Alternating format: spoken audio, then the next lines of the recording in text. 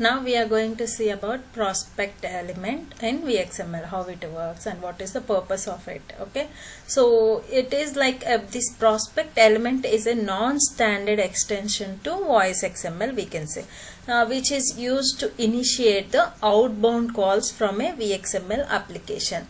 If you wanted to initiate outbound calls, then you have to use this prospect element with all the attributes. I'll explain you these attributes as well.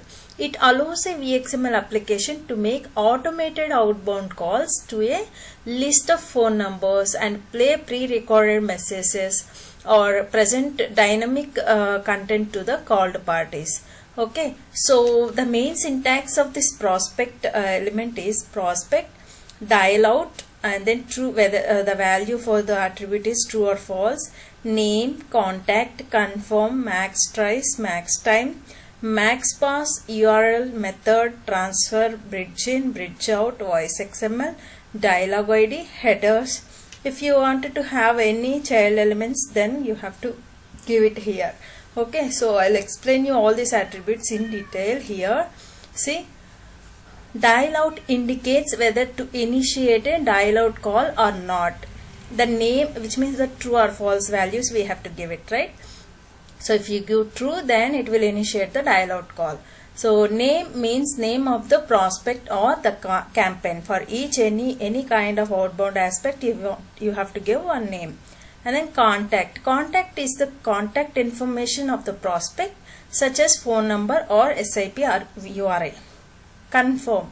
Confirm is the DTMF digit or spoken string to confirm a successful connection. Max tries is the maximum number of retries to attempt in case of no answer or busy signal. Max time is the maximum duration of the call in seconds. Max pass is the maximum pass time, okay, between retries in seconds. All might be in all will be in seconds only, you have to give. And the URL. URL is the URL of the VXML document to execute after the call is connected. Once the call is connected, which VXML document it has to perform. So that you need to give where that VXML document is there, that particular location URL you have to give it. And method, you know, right? The HTTP method to use when retrieving the VXML document.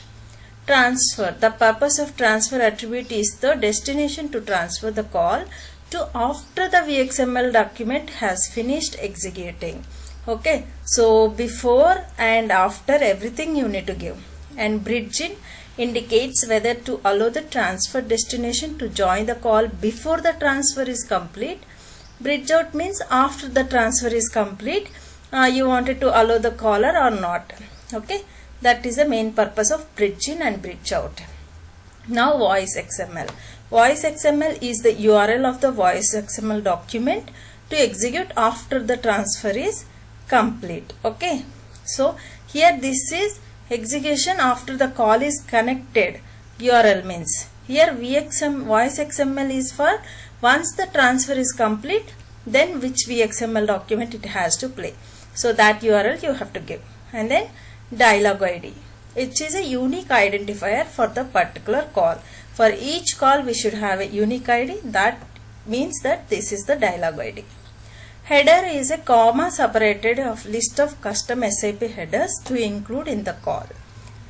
So the prospect element can also include various child elements such as audio, prompt, record, transfer, catch to provide any additional functionalities during the call.